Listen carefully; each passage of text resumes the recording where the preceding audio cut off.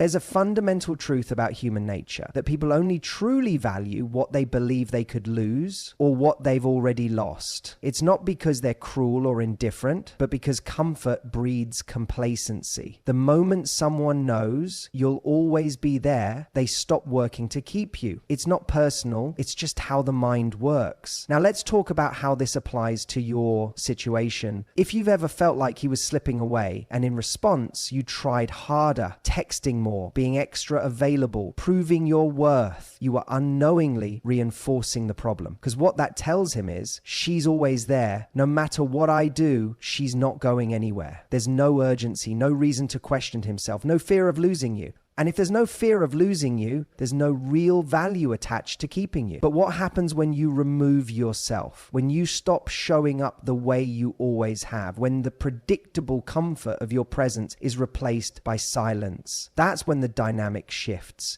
That's when he wakes up. Suddenly, you're not an option he can come back to whenever he pleases. Suddenly, he's forced to confront a reality where you no longer exist in his life. And that, more than anything, creates an emotional impact. This isn't about playing games. It's about breaking the cycle of being taken for granted. Because let's be honest, if you're at this point, you already know he hasn't been meeting you halfway. He hasn't been showing up with the same level of effort, the same consistency, the same appreciation. And every time you try to remind him of your worth, you unknowingly dilute it. Your value isn't in how much you can prove yourself to someone. It's in knowing that you don't have to. So what does it actually look like to remove yourself? It means cutting off the emotional access he's had to you. That might mean stopping the check-in texts, the little just thinking of you messages that make it easy for him to keep you at arm's length while still feeling like you're there. It might mean resisting the urge to watch his stories, to like his posts, to find subtle ways to remind him you exist. Because if he feels erased from your life, he will feel it hard. And here's where it gets interesting. The moment he realizes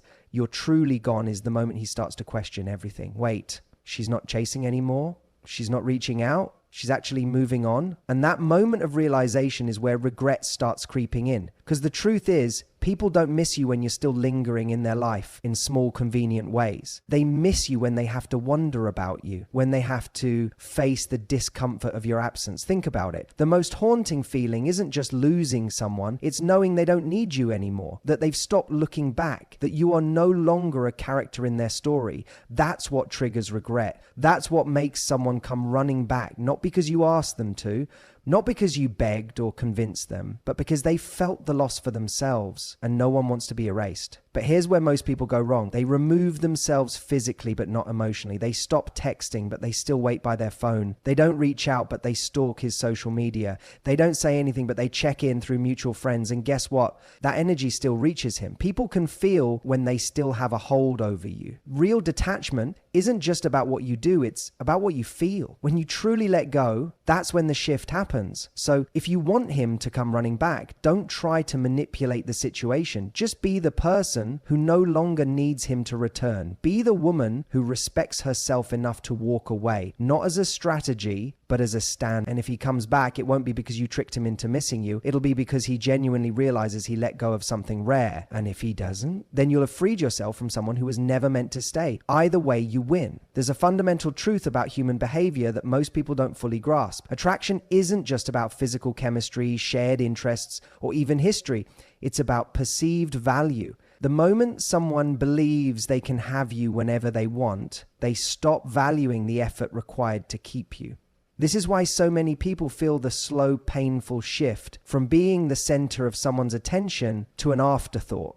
And when that shift happens, the natural instinct is to try to reverse it, to remind them of what you had, to prove your worth, to fight for what you once shared. But that's the mistake, because the moment you try to prove your value, you diminish it. Think about it. The things we chase, we give power to. The moment you start over-explaining yourself, over-texting, or overcompensating for the emotional distance they've created, you're reinforcing the idea that their approval is more important than your self-worth. And the more available you make yourself, especially when they're pulling away, the more you confirm that they can have you on their terms, not yours. So how do you flip the script? How do you shift from being the one chasing to being the one who is chased? By becoming the one thing human nature can't resist: a mystery. People don't chase what they fully understand. They chase what they can't quite figure out, what they thought they had but are suddenly uncertain of, what feels just out of reach. And the easiest way to create that shift isn't by playing games or pretending to be something you're not. It's by removing the emotional certainty they once had about you. Right now, if you feel like he's drifting, if he's stopped prioritizing you, it's because he's mentally categorized you as safe. Not in the healthy, comforting way, but in the predictable way. He doesn't have to think about whether you'll text. He doesn't have to wonder if you're thinking about him. He doesn't have to question what would happen if he fully disappeared for a few days, because deep down, he already knows you'll be there. And that certainty makes him complacent. So what happens when that certainty disappears? What happens when suddenly you're not texting him first, when you're not reacting to his last minute plans, when you're no longer leaving little breadcrumbs that say, I'm still here if you decide to care again? He notices. Not immediately perhaps, but he does notice, because suddenly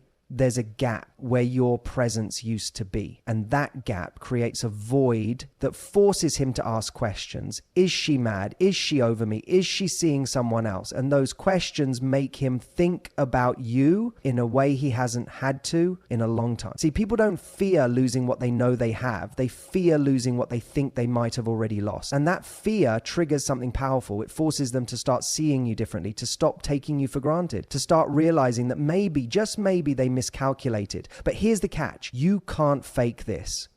You can't pretend to be detached while secretly waiting by your phone for his reaction. You have to be the person who is moving forward. You have to genuinely shift your focus away from him, not as a strategy, but as a decision to prioritize yourself, your happiness, your energy, your own sense of peace. Because here's the truth. The most magnetic, irresistible people in the world aren't the ones trying to be chosen. They're the ones who have already chosen themselves. They're the ones who radiate confidence, not because they're playing hard to get, but because they genuinely are hard to get, hard to distract, hard to manipulate, hard to pull back into a dynamic that doesn't serve them. So, what does this look like in practice? It means living a life that excites you, regardless of who's watching. It means saying no to things that don't meet your standards. It means shifting your energy away from waiting for someone else to wake up and instead focusing on becoming so fulfilled that their attention feels like a bonus, not a necessity. And when you do this, when you genuinely reclaim your time, your energy, your power, something remarkable happens. Not only do you become more attractive to the person who once overlooked you, but more importantly, you become more attractive to yourself. You start to see yourself differently.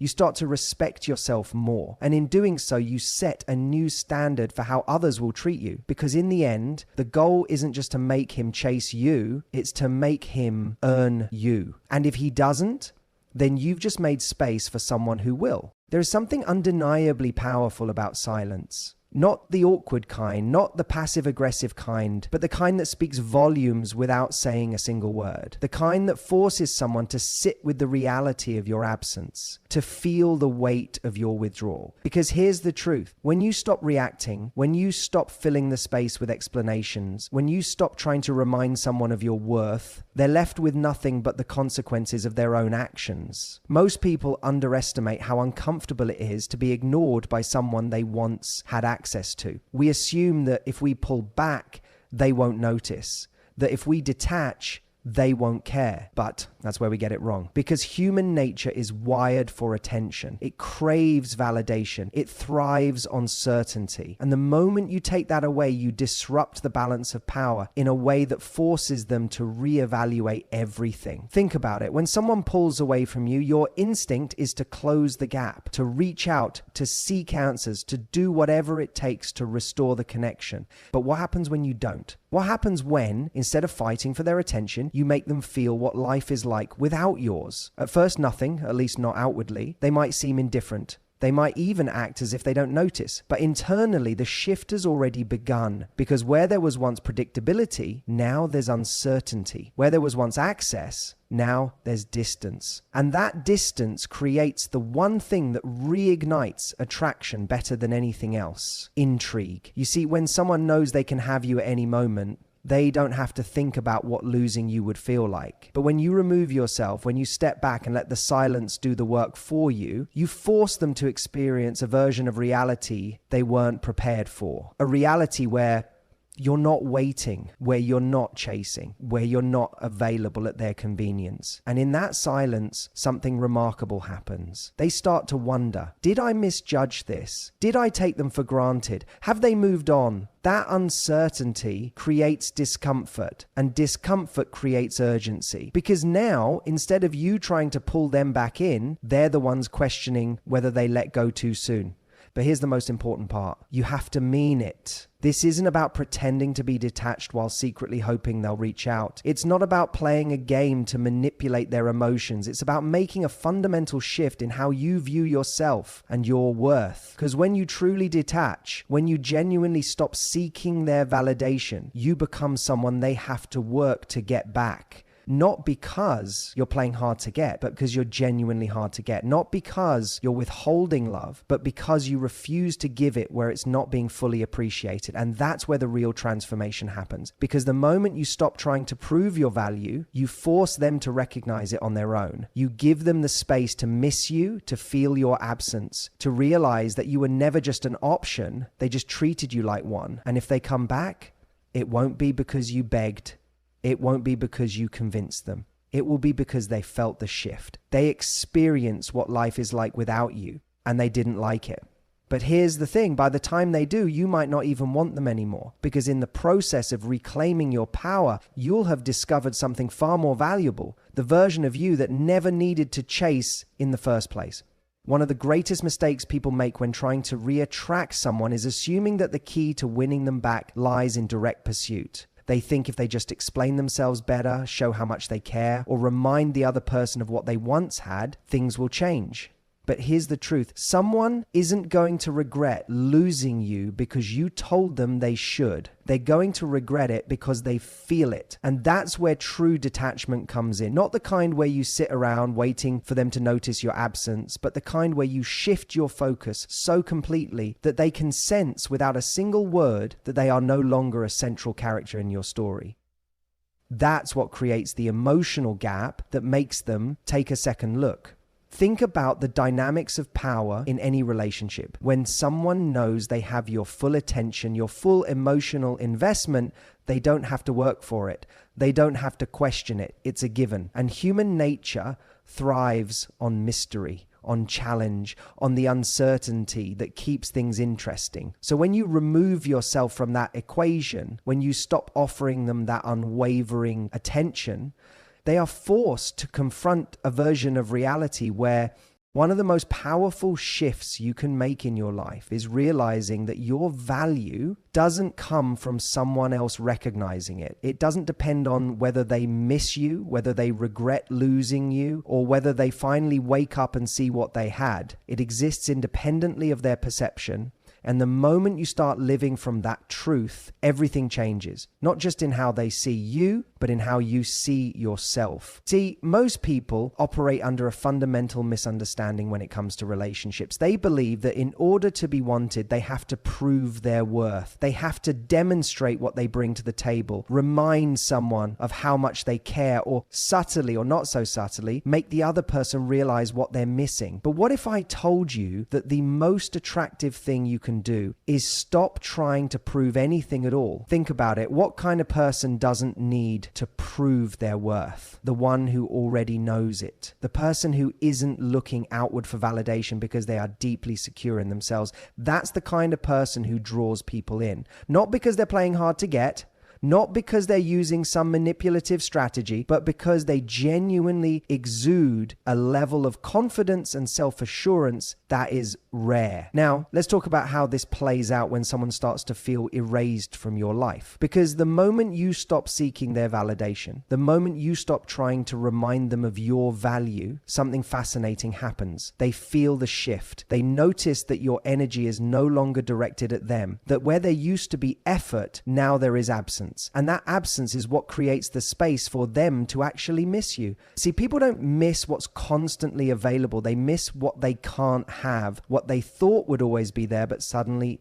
isn't. And the thing is, it's not enough to just physically remove yourself. You have to emotionally detach as well, because if you're still watching their moves, if you're still checking their social media, if you're still secretly hoping they reach out, they can feel that. Maybe not directly, but on some level they know. But when you truly let go, when you step into a version of yourself that no longer revolves around whether they notice you or not, that's when they do notice, and not just notice, but feel a sense of unease, a realization that the place they once held in your life is no longer reserved for them. This is where regret comes in. Because when someone realizes that their absence hasn't left the void they expected it to, they start questioning everything. Did I make a mistake? Was I wrong about them? Have they really moved on without me? And those thoughts are powerful, not because you force them, but because they arise naturally when someone is faced with the reality of losing something they once took for granted. Now, let me be clear. This isn't about punishing them. It's not about making someone suffer just for the sake of it. It's about breaking the cycle where you suffer because you keep waiting for them to validate your worth. It's about choosing yourself so completely that they have no choice but to reevaluate their decisions. And even more importantly, it's about shifting the entire way you approach attraction and relationships. Because when you stop seeking approval, when you stop waiting for someone else to wake up, you become the kind of person who naturally commands attention, the kind of person who doesn't need to be chased because you are already moving forward. That's the irony in all of this. The moment you stop hoping they'll chase you, the moment you stop needing that external validation, is the moment they are most likely to come running back. Not because you wanted them to, but because you no longer needed them to. And that's what makes all the difference. So if you take one thing away from this, let it be this: your value does not diminish just because someone failed to see it. And the most powerful thing you can do is live your life in a way that makes you proud, that fills you up so much so